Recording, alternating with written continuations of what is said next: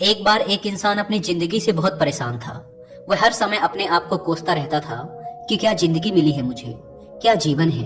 हर परेशानी मेरे साथ ही है, हर दुख मुझे ही आकर घेरता है, हर झंझट मेरे ही सर पड़ती है। एक दिन इसी तरह अपने आप को बैठा हुआ कोस रहा था कि क्या नसीब है मेरा, क्या किस्मत है मेरी, क्या जिंदगी है मेरी, कि तभी अचानक एक बाज अपने शिकार को पंजों में दबाए हुए एक पेड़ पर आकर बैठ जाता है और वहीं पर अपने उस शिकार को खाने लग जाता है। यह परेशान आदमी जब उस बाज को देखता है तो कहने लगता है कि क्या जिंदगी है इसकी, क्या जीवन जी रहा है मजे का। ना इसे खाने की चिंता, ना पीने की, ना पहनने की और ना ही परिवार की। शिकार करता है और मस्त खुली हवाओं में कभी इधर घूमता है, कभी उधर घूमता है, सारे दिन आसमान में उड़ता रहता है। असल जिंदगी तो यही है, जीवन तो ये जी रहा है। और फिर वो आसमान की तरफ देखकर जोर जोर से चिल्लाता है कि काश मैं भी एक बाज होता तो मुझे भी कोई दुख ना होता, मुझे भी कोई परेशानी ना होती, काश मैं भी एक बाज होता।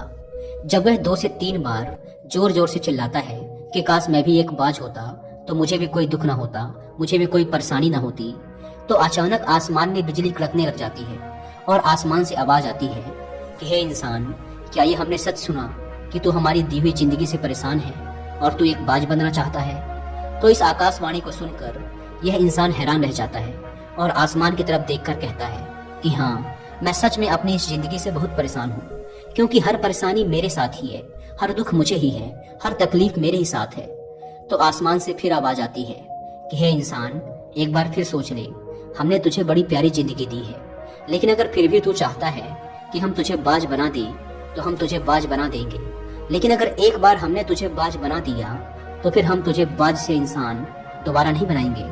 तो यह आदमी तुरंत जवाब देता है कि मैंने अच्छी तरह से सोच लिया है कि मुझे बाज ही बनना है, और एक बार बाज बनने के बाद मैं दोबारा कभी नहीं कहूंगा कि मुझे इंसान बनना है। तभी ऊपर से आवाज आती है कि जैसी तुम्हारी इच्छा, और वह इंसान बाज बन जाता है। बाज बनते ही वह इंसान खुली हवाओं में उड़ने लगता है, कभी उड़ता हुआ इधर चला जाता है, कभी उड़ता हुआ उधर चला जाता है और सोचता है क्या मजे की जिंदगी है। असल जिंदगी तो यही है, ना कोई चिंता, ना कोई परेशानी, ना कोई डर। वह सारा दिन ऊंचे आसमान में उड़ता रहता है, 2-3 मिनट पंख मारता है, उसके बाद पंख मारना बंद कर देता है और लंबे समय तक हवाओं में तैरता रहता है। इसी तरह हवाओं में तैरते हुए शाम का समय नजदीक आ जाता है तो वह सोचता है कि मेरे पास रहने का एक ठिकाना भी होना चाहिए, मेरा अपना एक घर होना चाहिए जहां मैं रात में आराम कर सकूं। तो यह सोचकर वह छोटी छोटी लकड़ियां इकट्ठा करने लग जाता है और एक ऊंचे पेड़ पर अपना घोंसला बनाने लग जाता है। एक एक लकड़ियां इकट्ठा करके वह अपने लिए एक सुंदर सा घोंसला तैयार कर लेता है और रात में उसी में सो जाता है और सोचता है सुबह उठकर शिकार भी करूंगा और सुबह उठकर फिर से मौज मस्ती भी करेंगे, खुली हवाओं में उड़ेंगे। सुबह होते ही वह शिकार की तलाश में निकल पड़ता है, हवाओं में उड़ता रहता है। ऊपर से जाकर देखता है कि कहीं जमीन में मुझे कोई शिकार नजर आए तो मैं तुरंत जाकर उसे दबोच लूं और वहीं पर खा लूं। लेकिन उसे कोई शिकार नजर नहीं आता। काफी समय बीत जाता है, वह लगातार ऊंचाई से शिकार को ढूंढता रहता है, लेकिन उसे कोई शिकार नहीं मिलता। फिर पास ही एक जंगल होता है, यह उस जंगल में चला जाता है, यह सोचकर कि शायद वहाँ कोई अच्छा सा शिकार मेरे हाथ आ जाए। यह जंगल के ऊपर उड़कर शिकार को ढूंढता रहता है, जंगल के अंदर जाकर भी शिकार को ढूंढता है, लेकिन इसे वहां भी कोई शिकार नहीं मिलता। शाम का समय नजदीक आ जाता है तो मायूस होकर वापस अपने घोंसले की तरफ लौट रहा होता है कि रास्ते पर थक कर एक पेड़ के ऊपर बैठ जाता है।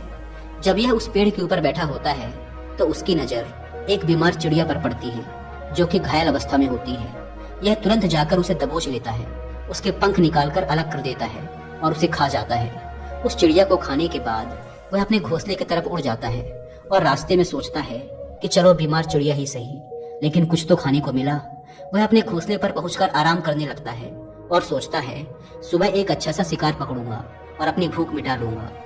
जैसे ही सुबह का प्रकाश होता है यह निकल पड़ता है अपने शिकार की तलाश में। हवा में उड़ता रहता है, लेकिन आज फिर कोई शिकार इसके हाथ नहीं आता। काफी समय बीत जाता है, यह ऊंचाइयों पर जाकर अपनी तेज नजरों से शिकार को ढूंढने की पूरी कोशिश करता है, लेकिन इसे कोई भी शिकार नजर नहीं आता। फिर यह पास के उस जंगल की तरफ चला जाता है, लेकिन इसे वहां भी कोई शिकार नहीं मिलता। इसी प्रकार पूरे दिन उड़ते उड़ते शाम का समय नजदीक आ जाता है तो यह निराश होकर वापस लौटने लगता है और रास्ते में एक पेड़ पर आकर बैठ जाता है। सोचता है शायद आज फिर कोई बीमार चिड़िया मेरा इंतजार कर रही हो। लेकिन हर बार किस्मत मेहरबान थोड़ी होती है। आज इसे कोई बीमार चिड़िया नहीं मिलती। यह थक हार कर वापस अपने घोंसले की तरफ चल पड़ता है और घोंसले पर पहुंचकर भूखा प्यासा ही सो जाता है और सोचता है कल सुबह एक बड़ा सा शिकार पकड़ूंगा और आज की भूख भी मिटा लूंगा। रात को अपने घोंसले में सोया होता है, गहरी नींद में होता है कि तभी एक भयानक तूफान आता है। इस तूफान की हवा इतनी तेज होती है कि इसके घोंसले को उड़ाकर एक जगह फेंकती है और उसे कहीं दूर दूसरी जगह फेंकती है।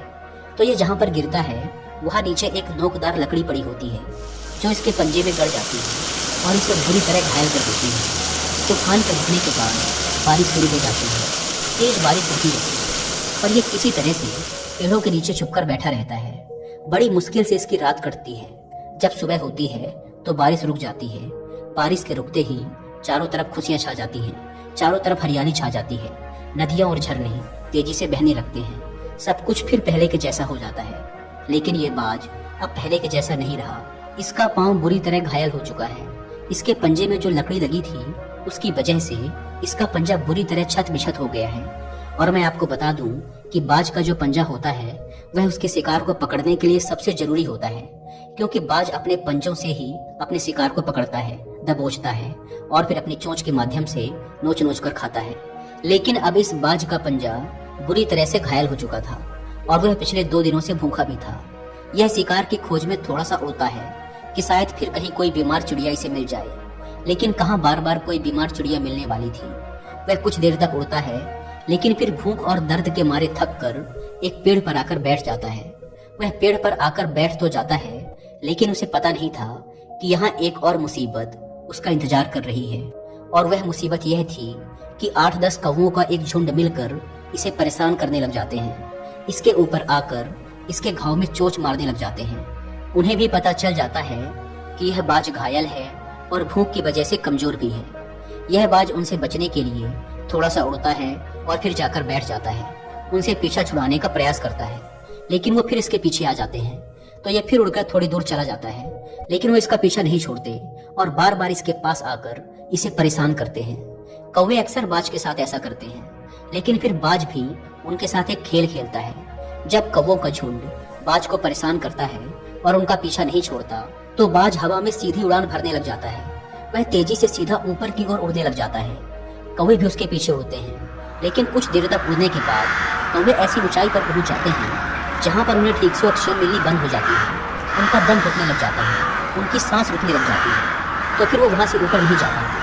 पर क्योंकि बाज तो बादलों से भी ऊपर उड़ सकता है इसीलिए वो तो ऊपर चला जाता है लेकिन कौवे वहां से ऊपर नहीं जा पाते और वो नीचे आने लगते हैं। तो इस तरीके से बाज उनसे अपना पीछा छुड़ा लेता है। लेकिन ऐसा करने के लिए, इतनी ऊंची उड़ान भरने के लिए इस बाज के पास उतनी ताकत नहीं थी, क्योंकि ये भूखा भी था और घायल भी था। तो ये उड़ता और थोड़ी सी दूर जाकर बैठ जाता और कौवे फिर आकर इसे परेशान करने लग जाते। इसी तरह भूख और घायल हालत में एक दिन गुजर जाता है, दूसरा दिन गुजर जाता है, तीसरा दिन गुजर जाता है, लेकिन इस बाज की हालत में कोई सुधार नहीं हो रहा था। वह बद से बदतर होती जा रही थी।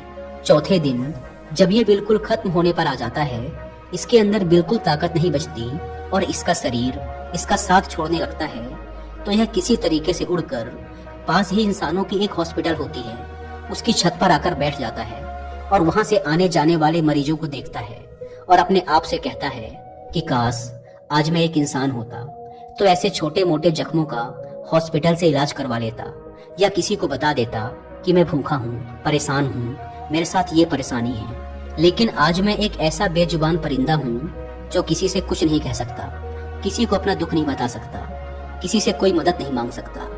यही बात सोचकर वह उसी छत पे अपना दम तोड़ देता है। वह अपनी जान की कुर्बानी तो दे जाता है लेकिन साथ ही साथ हमें यह सीख भी दे जाता है कि आपको जैसा बनाया गया है, आप जैसे भी हो उसी में खुश रहो और उसी में बेहतर करने की कोशिश करते रहो, ना कि इस बात से परेशान रहो कि काश मैं ऐसा होता, काश मैं वैसा होता, काश मैं ये बन जाऊं। आपको जैसा भी बनाया गया है आप उसी में अपना सर्वश्रेष्ठ करने का प्रयास करते रहो। दोस्तों, ये कहानी तो काल्पनिक है